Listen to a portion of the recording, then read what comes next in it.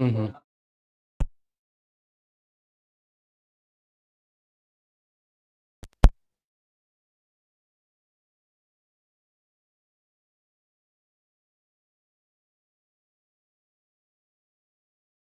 Hello everyone. Welcome to Offices Arena Quiz. Myself Balachander DC. I teach international relations and anthropology here in Offices IAS. So I have 15 plus years of experience in civil services preparation, 10 years as an aspirant, the last 5 years as a faculty. So in this, I've seen many of my friends, seniors, juniors clearing this civil services exam. So one common question I get from aspirants is what it takes to crack this exam. So if you ask me, only two things. The first one, hard work. Everyone knows and everyone talks about hard work, but the most important thing is guidance. So the right guidance, with right guidance and hard work, anyone can crack this examination. This is my experience in all these years that I've seen. So if you're preparing for civil services, make sure that you take the right guidance and then put your efforts accordingly, right? So the right guidance will simplify your preparation. It is very, very essential for this examination, right? So today, in the arena finals quiz, we are having 15 MCQs and we are having 20 players. And these 20 players today, they are all winners of the weekly quiz that we conduct every month. So this is the monthly finals. So now we'll get into the questions. So and I wish you all the best for the participants. So question number 1 today.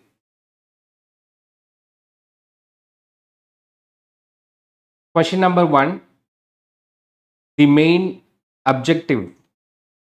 The main objective of the Pradhan Mantri Surakshit Matritva Abhiyan is to option A, to provide free education to girls, option B, to offer health insurance to pregnant women, option C, to ensure comprehensive and quality antenatal care to pregnant women, option D, to promote gender equality in workplaces.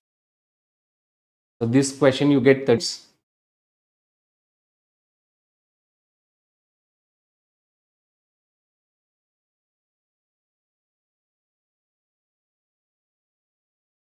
Time's up. So now the right option is option C. The main objective of PM Surakshit Matritva Abhiyan is to ensure comprehensive and quality antenatal care to pregnant women. So this program was launched in the year 2016 by Ministry of Health and Family Welfare, and it is a free of cost program which aims to improve the quality and coverage of antenatal care.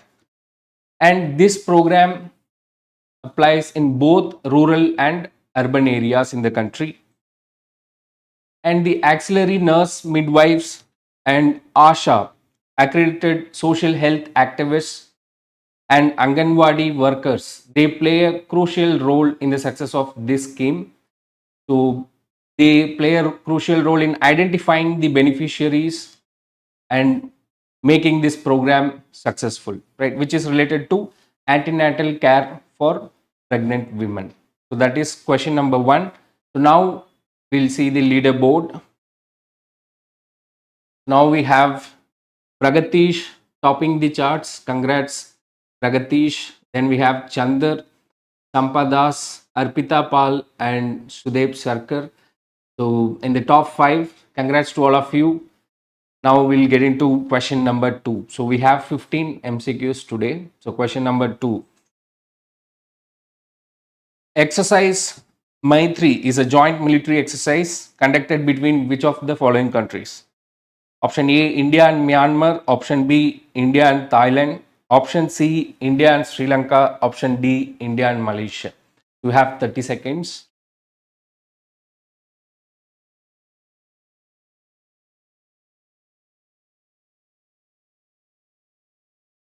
military exercise which are very important in the exam perspective also. In the 2024 prelims, had a question on military exercise. So time up. The right answer is option B, India and Thailand. So it was recently held in Thailand, exercise Maitri. The objective or aim of this exercise is to foster military cooperation between India and Thailand. So what about the other countries? India and Myanmar, it is IMBEX, IMBEX, India Myanmar bilateral exercise. India and Sri Lanka, it is Mitra Shakti, exercise Mitra Shakti, military exercise between India and Sri Lanka. Then we have India and Malaysia, that is exercise Harimau Shakti, HARIMAU, Harimau Shakti, that is a military exercise between India and Malaysia. So with this piece of information, now let's see the leaderboard for the first two questions. So now Sampadas getting into the first place from I think third. Congrats Sampadas, and we have Pragatish, Arpita Pal, Sudep Sarkar and Rebati Das. So congrats all of you, and Rebati Das, keep playing well. You can get into the top 5. Let's see who wins at last. So now we'll move to question number 3.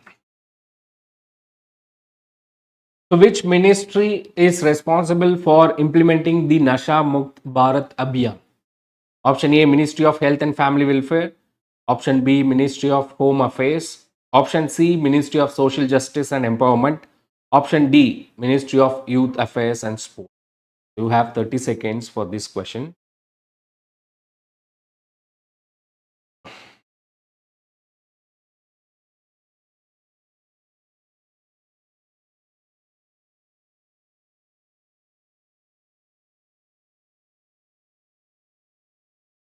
So time up.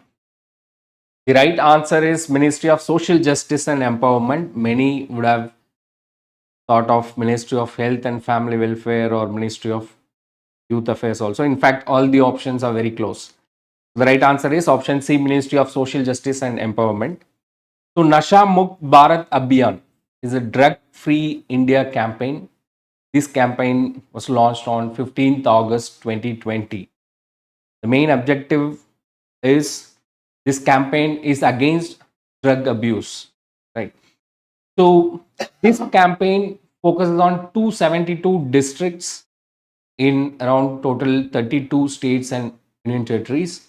So why only 272 districts? Because these districts are most vulnerable in drug abuse, right? And this scheme, if you see, it has a three-pronged strategy. There are 3 departments which play a crucial role in the success of this scheme, drug-free India campaign. So we have Narcotics Bureau playing an important role, and then we have Ministry of Social Justice and Empowerment, which plays an important role in creating awareness against drug usage. And then we have the Health Department also plays an important role for providing health treatment, right? So all these 3 ministries or departments work in the success of this program, but this program was launched by Ministry of Social Justice and Empowerment. So the nodal ministry is Ministry of Social Justice and Empowerment, but we have 3 other departments or ministries playing a crucial role in this campaign. So with that, we will move on to the leaderboard. So Sampadas maintaining the lead, congrats. Then we have Arpita Pal moving up places, congrats. Sudeep Sarkar, Revati Das, and we have Raja C. I think he's new entrant into the top 5. Congrats, Mr. Raja. Then we have Priya, the highest climber, moved up 3 places. Yes, I think you're close to the top 5. You can get into the top 5. So now we'll move on to the next question. Question number 4. So consider the following indices: SDG India Index, Composite Water Management Index, Export Preparedness Index, India Innovation Index. How many of the above are published by the Niti Aayog?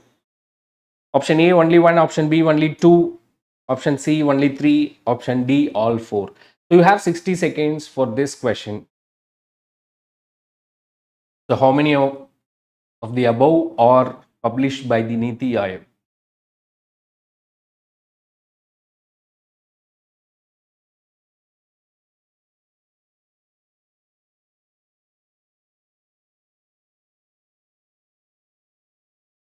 So Niti Aayog, the civil services prelims.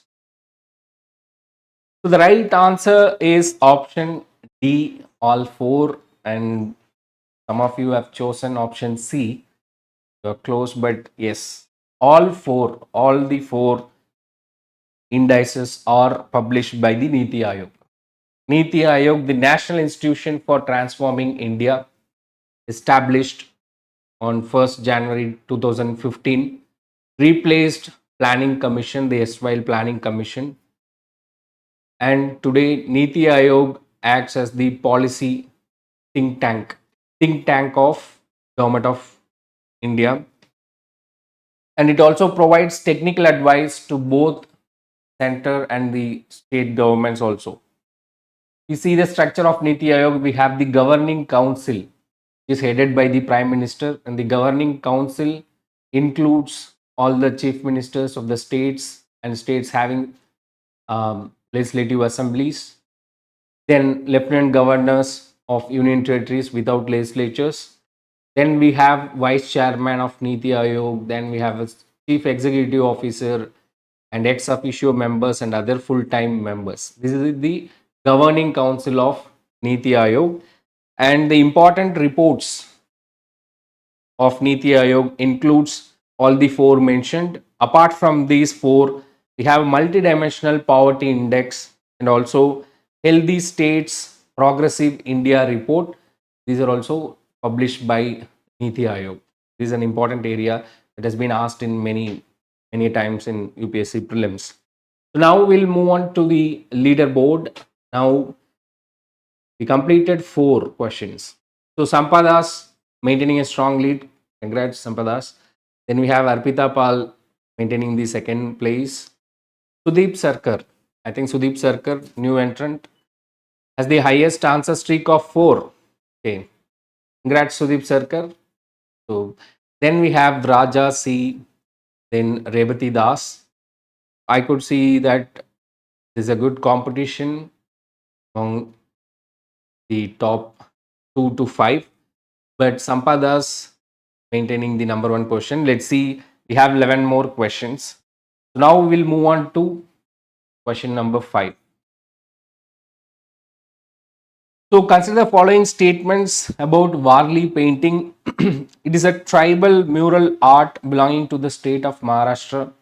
It is based on the concept of Mother Nature, and the elements of nature are often kept in focus. Varli paintings are devoid of people and animals.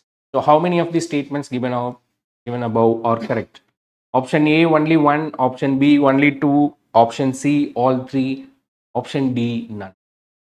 So you have 60 seconds for this question to answer.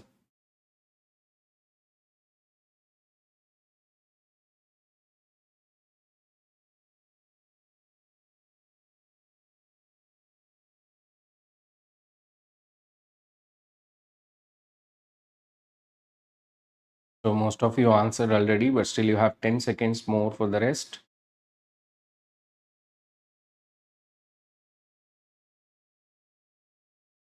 So time up. The right answer is option B, only 2 statements. Only 2 statements are correct. So statement 1 is correct. So Varli painting is a form of tribal mural art created by the tribal people from the state of Maharashtra. So first statement is correct. So second statement, it is based on the concept of Mother Nature, and the elements of nature are often kept in focus. That is also a correct statement, right?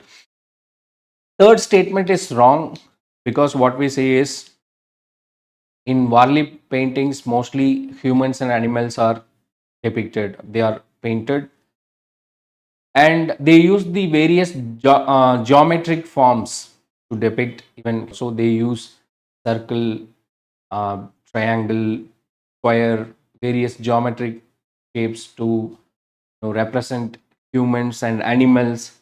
And most of these Varley paintings, what we say is they depict the scenes of hunting, fishing, and farming, and other day-to-day activities, people celebrating festivals, various dance forms.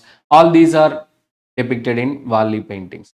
These tribes in Maharashtra, they use the walls of their clay huts to draw these paintings. So these are very important in art and culture part of UPSC exam syllabus. So now with this piece of information, we'll move on to the leaderboard. So Arpita Pal, congratulations, moved to the top spot.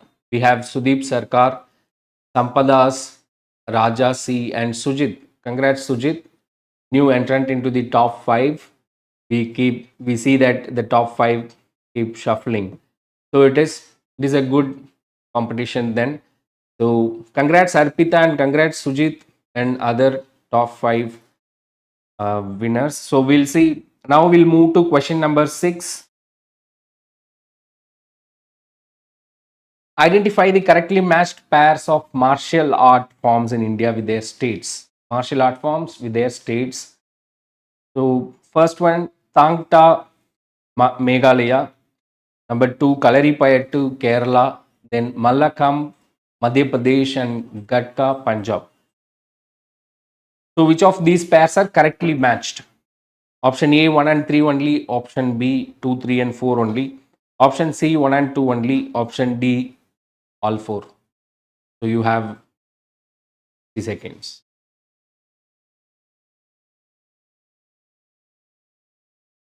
This area also been asked in UPSC prelims many times in the past. The various martial art forms belong to which state? So time up, and the right answer is option B, 2, 3 and 4 only. I see some of you choosing option C also. So Tangta is wrong. The first option, Tangta, it is an indigenous martial art of Manipur, not Meghalaya. So it is Manipur. That's why the first pair is wrong.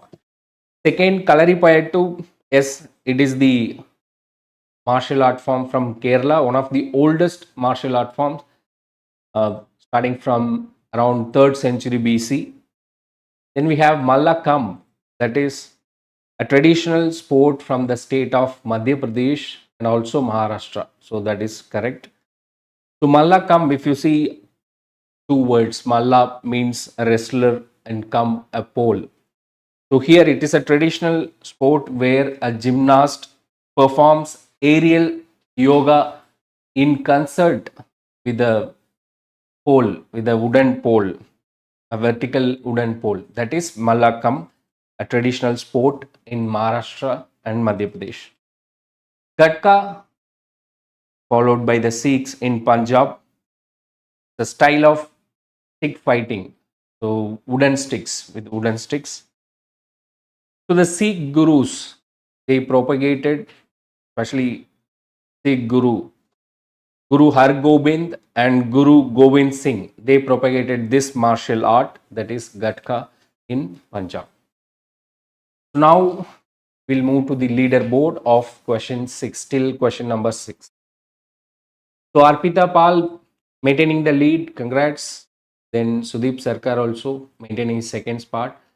Sujit, then Pragatish. I think Pragatish getting back to the top 5. Congrats. And Priya, I think first time she's getting into the top 5. Congratulations to all of you, especially Priya. And Arpita Pal has a streak with 6 correct answers in a row. Congrats, Arpita Pal. So maintain your lead. You have 9 more questions to be the winner. So now we'll move to question number 7. The Monetary Policy Committee is responsible for fixing the benchmark interest rates in India. To consider the following statements regarding MPC, Monetary Policy Committee. Statement 1. The Monetary Policy Committee is responsible for fixing the benchmark interest rates in India. Statement 2. All members of the MPC are appointed by the RBI. So which of the above statements are correct? One only, two only, both one and two, neither one nor two. You have 3 seconds. I repeat the statements. Statement 1. The Monetary Policy Committee is responsible for fixing the benchmark interest rates in India. Statement 2. All members of MPC are appointed by the RBI. So time up, and the right answer is option A, one only. See, some of you have chosen both are correct.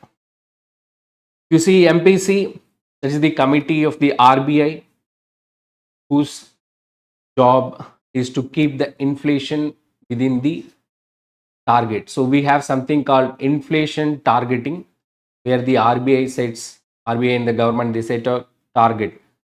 So now presently we have the target of 4 plus or minus 2. That means the inflation can be within the range of 2 to 6%. So Monetary Policy Committee has the responsibility to keep the inflation within this range.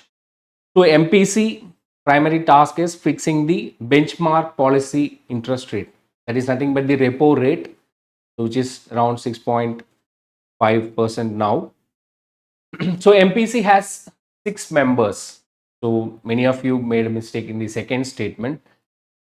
So it's not that all the members are appointed by the RBI. We have 6 members in Monetary Policy Committee. The RBI chairman is part of MPC.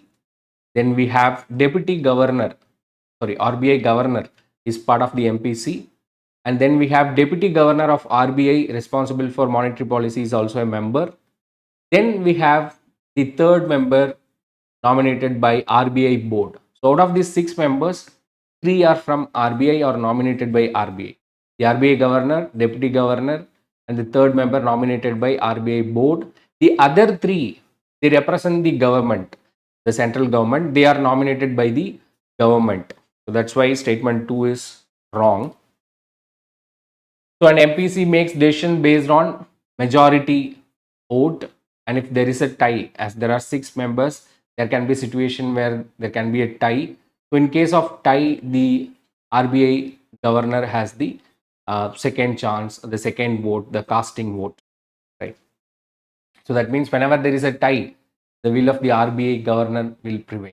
Otherwise, the decisions are taken based on majority. So with this, we'll see the leaderboard now. Let's see Arpita Pal, whether she maintains the lead. Yes, she is maintaining the lead. Congratulations, Arpita Pal. And there is a significant lead that you are maintaining. Very good to see that. More than 500 points. Sujit moving to the second spot. Then we have Pragatish, Sudeep Sarkar. Sudeep Sarkar again getting into the top 5. Then Priya also in the top 5. So we have Sai hitting the answer streak of 3. Yes, Sai, you have a lot of chances to get into the top 5, and even you have chances of getting into the top 1 also. So now we are done with 7 questions. Now we'll move to 8 questions. We are midway in the quiz. Let's see what happens to the leaderboard. Now question number 8. Which of the following are considered as neglected tropical diseases? Dengue, leprosy, lymphatic filariasis, then leishmaniasis. Select the correct answer using the code given below. Option A 1 and 2 only. Option B 1, 2 and 3 only. Option C 2, 3 and 4 only. Option D all the above. Neglected tropical diseases. We have 60 seconds for this question.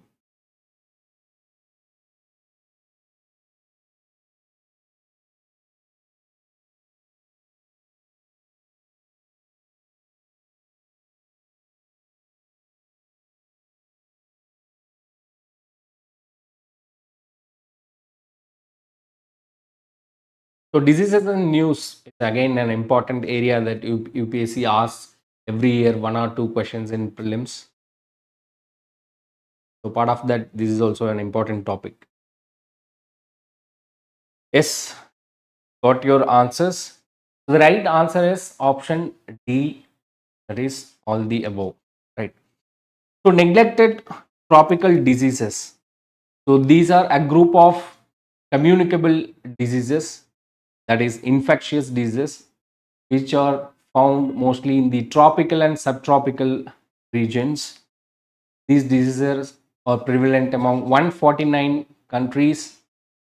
These diseases are called neglected because mostly the poor gets affected with these diseases because of lack of adequate sanitation, and they tend to live very close with the livestock, all that.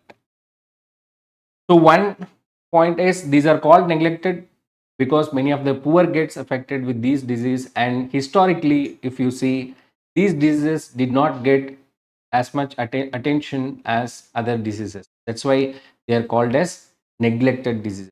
So tropical, they are found only in tropical and subtropical region around 149 countries. Neglected because of they did not get much attention as other diseases.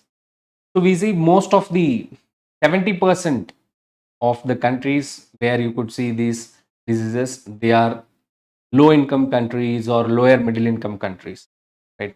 So that is the importance. There are more than a billion people throughout the globe affected by these affected tropical diseases. Till 8 questions. So Arpita Pal being in the top, congrats. Then Sujit, Pragatish, Raja, and Sudeep Sarkar, almost the top five remains the same. And Arpita Pal has the highest answer streak of 8. Congratulations, Arpita Pal. So 8 out of 8. Great. So I haven't seen in all these previous quiz that somebody answering all the questions. So you have 7 more challenges. Let's see if you win all the 7 more questions. It would be great to see.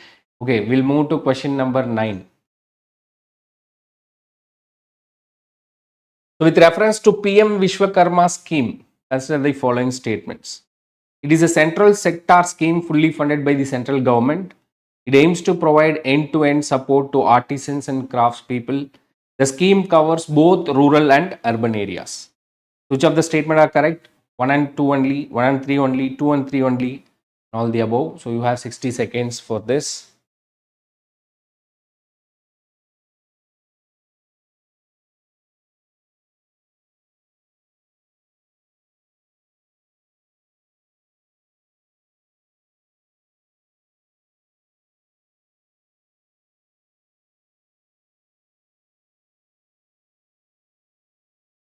PM Vishwakarma scheme.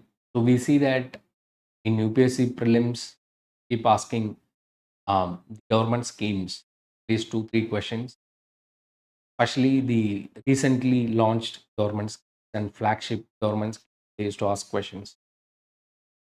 So time up. The right answer is all the above statements are correct with respect to PM Vishwakarma scheme. So it is a central sector scheme. The difference between central sector scheme and a centrally sponsored scheme is that central sector scheme is fully funded by the central government. Centrally sponsored scheme is funded by both center and the state governments in a specific ratio. Might be 50-50, it might be 60-40, 90-10, etc. So this is the central sector scheme. That means it is fully funded by central government. So statement 1 is correct, and it was launched recently. And the aim is to provide end-to-end support to artisans and craftspeople. So artisan and craftspeople, their hands and tools. And this scheme covers 18 traditional artisans and craftspeople. So you should be aware of who are these 18. In case you might get questions like which of the following artisans and craftsmen are covered under this scheme. So the scheme covers both rural and urban areas. Yes, that is also a correct statement. And the central government has allocated around 13,000 crore for PM Vishwakarma scheme, and Ministry of MSME, the Ministry of Micro, Small and Medium Enterprises, is the nodal ministry for implementing this PM Vishwakarma scheme. So 18, it covers both rural and urban areas, and 18 traditional crafts and artisans. So who are they? So it includes carpenter, blacksmith, goldsmith, potters, sculptor, cobblers, basket makers, doll and toy makers, barbers, garland makers, washerman, tailor, and fishing net maker. Here, important to note is tailor and toy makers, garland makers, right, and other craftsmen and artisans. So, under this scheme, if you see, the government recognizes the skill of these craftsmen, and Vishwakarma certificate, ID cards are issued. Government gives funds for skill training of these artisans and craftsmen. Then they provide credit support and marketing support also for these craftsmen, 18 traditional crafts and artisans. So now we'll see the leaderboard. We completed 9 questions till now. So Arpita Pal, congratulations. So 9 questions in a streak. Great. Pragatish, I think Pragatish is also doing a very good uh, game here. And we have Sujit, Sudeep Sarkar, and Sampadas. Again, the top 5 is almost fixed now. I couldn't see Mr. Raja here now, but others, I would like to see the new entrants now. We have 6 more questions, and I'm sure you'll be getting some tough questions also. Let's see whether the top 5 changes or not. So now we'll move to question number 10. So question number 10, consider the following statements about UNHRC, UN Human Rights Council. It is an intergovernmental body with the UN system. Statement 2, all UN members automatically become members of UNHRC. Which of the statements are correct? 1 only, 2 only, both 1 and 2, neither 1 nor 2. So you have 60 seconds for this. Take some time and answer.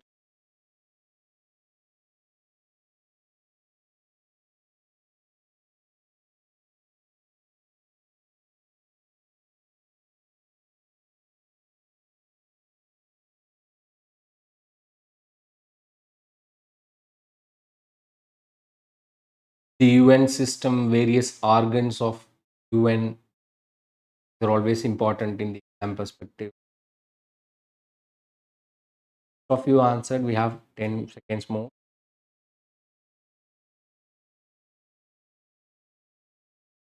So now the right answer is option A, 1 only.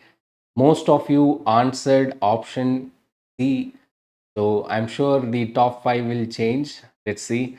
So the, you see, UNHRC created, it was created by UN General Assembly in the year 2006. Right. What is the major aim of UNHRC?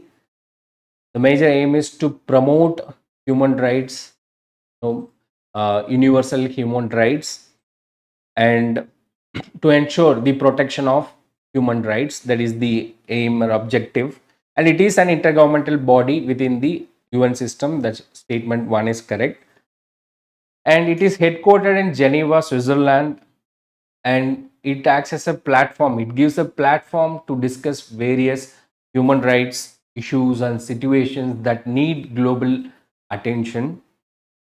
And the second statement, all UN members automatically become members of UNHRC, is wrong, because UN Human Rights Council, see, there are 47 members, not all UN members. There are only 47 members, and these 47 members are elected by the UN General Assembly, right? And this membership is equitably distributed with all the continents representing the UN Human Rights Council. So there is equitable geographical distribution in its membership. These 47 members are all from different continents, right? And the membership is, the term of the members is for 3 years, and they can be re-elected, but once re-elected, after that they cannot contest. That means after 2 consecutive terms, you will not get a chance to be part of UN Human Rights Council. Why? So that all other countries also will get a chance to be part of the UN Human Rights Council. So there are only 47 members. Not all members are part of, all UN members are part of UNHRC. That's why statement 2 is wrong. So with that, we'll see the leaderboard. So Arpita Pal, 10 out of 10. Congratulations. Pragatish, I think Pragatish also. So, and now we see the gap between the top two is narrowing. That's a good sign. It's a good fight. Then we have Sujit, Sampadas, and Rajasi. Again, Rajasi coming back to the top 5. So, congrats everyone. Congrats, Arpita Pal. 10 out of 10. Let's see whether you're getting 15 out of 15. So, now we'll move to last 5 questions. Question number 11. Consider the following statements. Statement 1. The sovereign gold bond scheme can contribute to reducing the current account deficit. Statement 2. Importing huge amounts of gold might lead to appreciation of Indian rupee. Which of the following is correct in respect of the above statements? Both statement 1 and 2 are correct, and statement 2 is the correct explanation for statement 1. Both statements are correct. Statement 2 is not the correct explanation for statement 1. Statement 1 is correct, but statement 2 is incorrect. Statement 1 is incorrect, but statement 2 is correct. You have 60 seconds.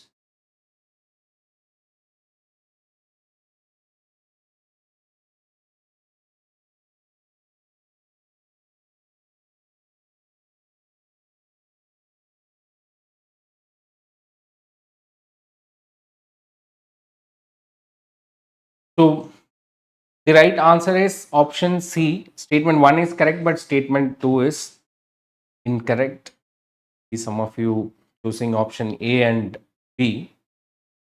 So statement 1 is correct. The sovereign gold bond scheme can contribute to reducing the current accounts deficit. So what is this sovereign gold bond scheme? So these bonds are issued by RBI on behalf of Government of India, and these bonds you'll be getting, you have to pay in rupee to get this bond, but these are denominated in grams of gold. That means you are really buying, instead of directly buying gold, you'll be buying these bonds. You will get the price of gold on that day. Let's take you are buying this bond today, and if you are redeeming it after 5 years, so you will get, you bought like 10 grams of gold worth bonds, then when you redeem, you will be getting the price of gold after 5 years. So what is the price? That's what you will be redeeming that. So that is the benefit of sovereign gold bonds. So the objective is to encourage people to buy these gold bonds rather than buying actual gold. The actual gold, again, the security issue, all that is there. And most importantly, for the nation, we are importing a lot of gold. So gold is the second biggest commodity that we import next to oil. So because of that, there is a huge current account deficit. So to reduce that, the government encourages sovereign gold bonds. That's why statement 1 is correct. So when you reduce gold imports, obviously your current account deficit will come down. So statement 2, why it is wrong? Importing huge amounts of gold might lead to depreciation of Indian rupee. It will lead to depreciation of Indian rupee. How it will lead to depreciation? When you import a lot of gold, that means you need a lot of forex to import. So obviously, when the demand for forex is more, rupee will depreciate, not appreciate. That's why second statement is wrong. Right? So now we'll see the leaderboard. Question number 11. So Pragatish getting into the top. Arpita Pal, so you missed the winning streak. It's okay, keep fighting. I'm sure you will get into the top. Then we have Sujit, Sampadas, and Sudeep Sarkar maintaining the top 5. So congrats, Pragatish, for such a tough fight. And Pragatish has the highest answer streak of 7 now. So congrats. Pragatish, and you have four more questions. Let's see. There's a tough competition between Arpita and Pragatish. Let's see who wins. So now question number 12. Which of the following products require mandatory Bureau of Indian Standards certification, BIS certification, mandatory? Cylinders, cement, household electrical goods, diesel engines. Select the correct answer. 1 and 2 only, 2, 3 and 4 only, 1, 3 and 4 only, all the above. You have 60 seconds for this question.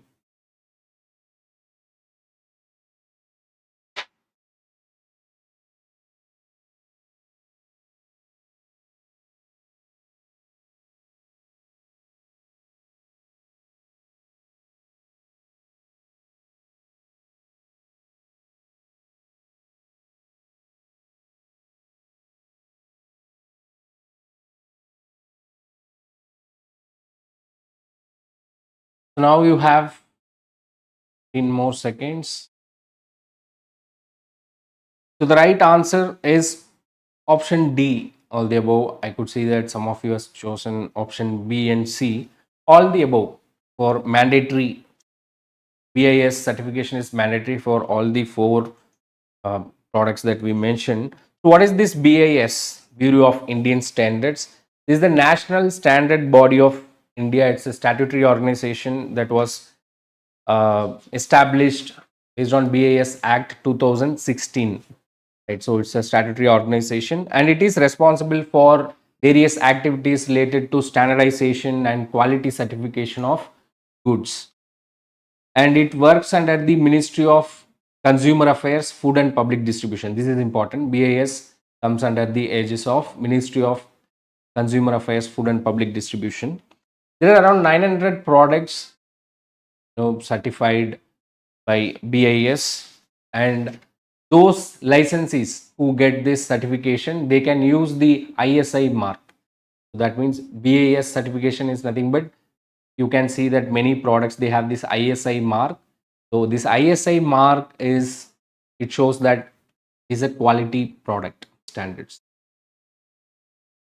So BSI certification is basically voluntary in nature, but the government has made this certification mandatory for certain products, maybe because of security reason and safety concerns and environmental concerns, national security concerns, like that. Certain products, it has been made mandatory, otherwise BIS certification is voluntary.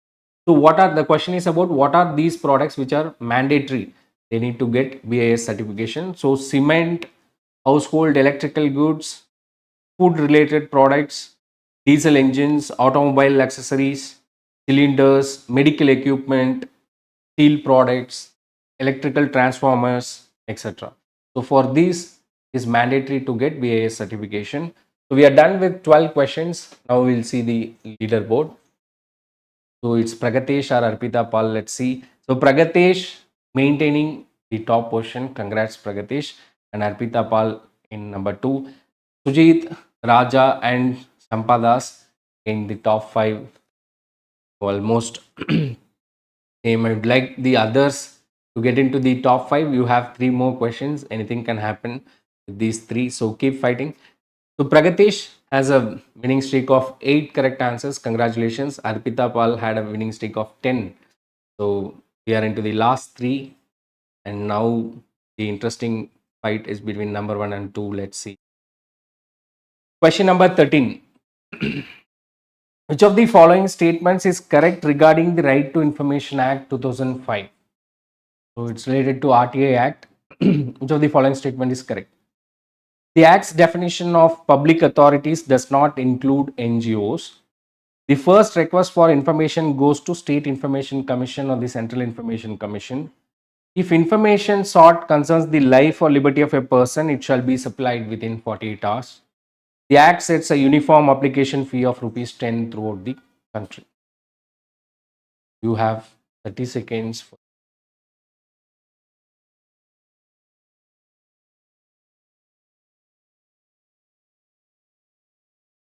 Time up. So the right answer is option C. Some of you have chosen option B, A, and D also. I think this question, I see that many of you choosing almost all the options. The right option is answer C. So now we'll see one by one why it is wrong. So coming to the Right to Information Act. So the major objective of this act is to promote transparency and accountability in the working of public authorities, right? And RTI Act defines who are these public authorities, and as per this act, these public authorities have to disclose uh, the various information related to their structure and functioning, right? So who are these public authorities as per the act?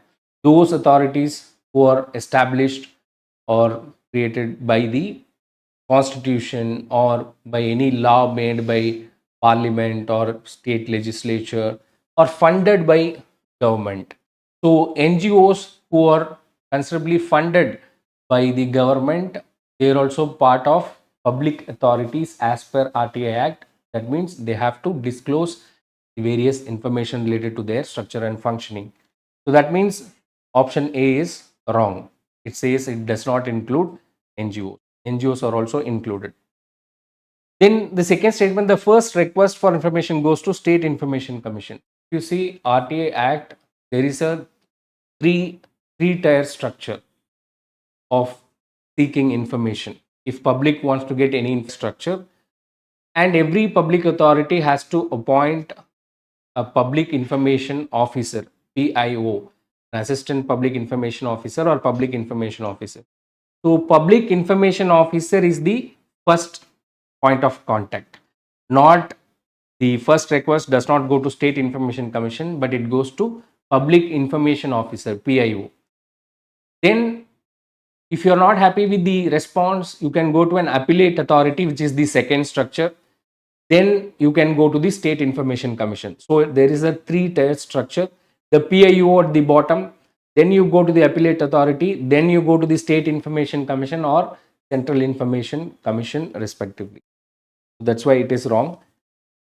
Third statement, if information sought concerns life or liberty of a person, it shall be supplied within 48 hours. Yes, a public person is applying or seeking an information from a PIO.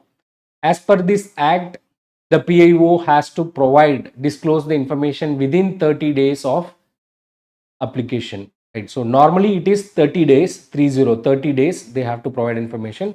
But the information seeked, if it is concerned with the life or liberty of a person, then within 48 hours, the PIO has to disclose the information. So that is a right statement. So normally it is 30 days, but if the information is related to life, then it should be within 2 days or 48 hours. Fourth statement is wrong. The act sets a uniform application fee of rupees 10 throughout the country. There is no uniform fee as per RTI Act. For the central government, if you apply, then it is rupee 10 as a fee charged. But for states, it varies from state to state. So there is no uniform fee for both state and center. So this is about RTI Act. Now we'll move to the leaderboard. So Pragatesh maintaining the lead. Arpita Pal, number 2, Sujit, Raja and Sampadas. No change in the top 5, but I'm sure I'll tell you in the next 2 questions there will be a huge change, right? So Varsha has moved up 3 places, is the highest climber. Congrats, Varsha. So you have 2 more questions to get into the top 5, and congrats for the top 5 players. So now we'll move on to the last 2.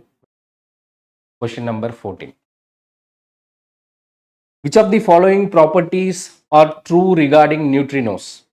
Neutrinos have no electrical charge. Neutrinos are one of the most abundant particles in the universe. Neutrinos hardly interact with other matter.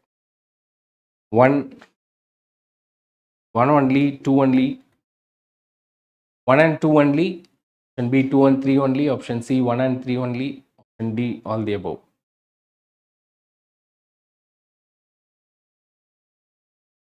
So you have 60 seconds.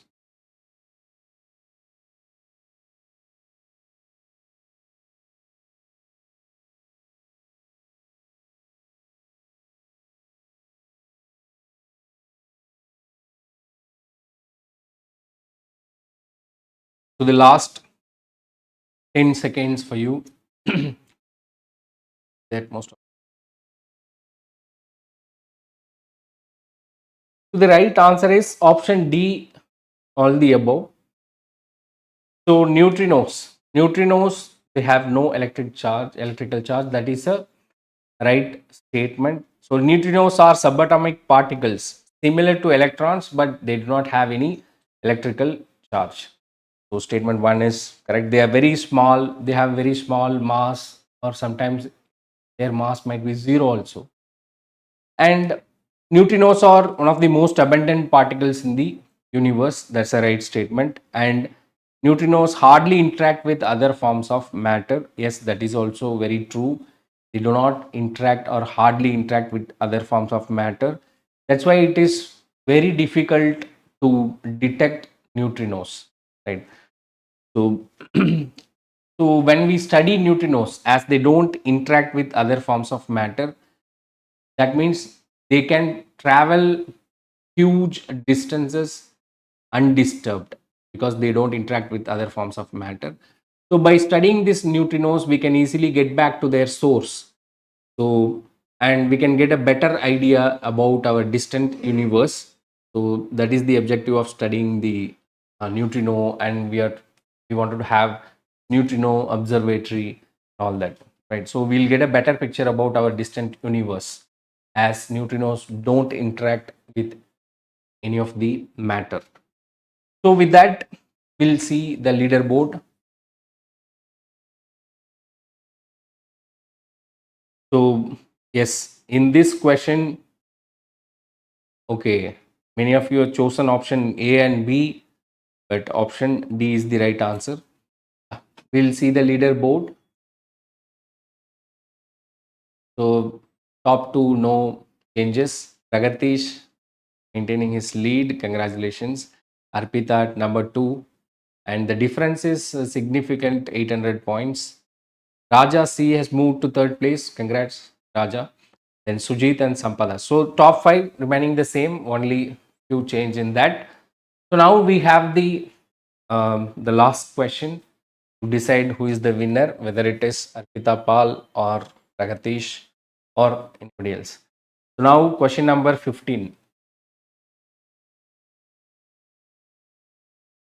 I hope this is a tough question. Consider the following countries: Lebanon, Israel, Egypt, Syria. How many of the above countries border Golan Heights? Only one, only two, only three, all four. So you have 60 seconds for this question. How many of the above countries border Golan Heights? Golan Heights again was asked few years back, UPSC prelims. And every year we see 4 to 5 questions, map based questions in UPSC. Some from geography, some from IR based map related questions, places in news. That way, Golan Heights. So, time up. Right answer is option C. Only 3 countries out of these 4. So, Egypt, does not border with Golan Heights. Except Egypt, we have Lebanon, Israel, and Syria that borders with Golan Heights. If you see the map of Golan Heights, in the eastern side of Golan Heights, we have Syria, and western side we have Israel, and the northern side we have Lebanon, and southern side we have Jordan. Also, actually, Golan Heights, it shares its borders with 4 countries, but Jordan is not mentioned in this option. It was given Egypt, which is wrong. So only 3 is the right answer. So now we'll see the final leaderboard. Now we'll see the winner. So number 3, it's Raja C. Congratulations, Raja. And number 2, Arpita Pal. Congrats. And number 1, it is none other than Mr. Pragatish. So congratulations, Pragatish.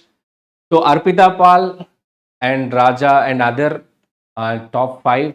So you all played well. And Pragatish, so in the first 10 questions. He was in number 2, number 3, but the last 5 he picked up.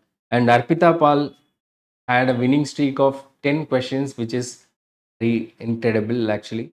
So, congratulations, all three, and others also. As I always say, participation is more than winning. So, I congratulate all of you who participated in this. So, the winners, the top three, you can capture a screenshot of your position and you can send it with your full name and phone number to the WhatsApp number shown in the screen. So, the top three winners will be awarded with prizes. I remember Mr. Manigandan, the topper, the winner of the previous month arena finals. So this time it is Mr. Pragatish, and I equally consider Arpita Pal also as a winner. It was a very good game, and Raja also consistently was in the top 5, and sometime he missed, he went out of top 5, but he came back again and getting into the third place. Congrats, Raja. So keep playing. So this information will be very much, I hope this information will be useful to you in the exam perspective also. So we'll be playing this arena finals every month. So you'll be given weekly quiz, and the winners of this weekly quiz will be participating in monthly finals. So I wish you all the best, and everyone, all the participants, all the best for your preparation.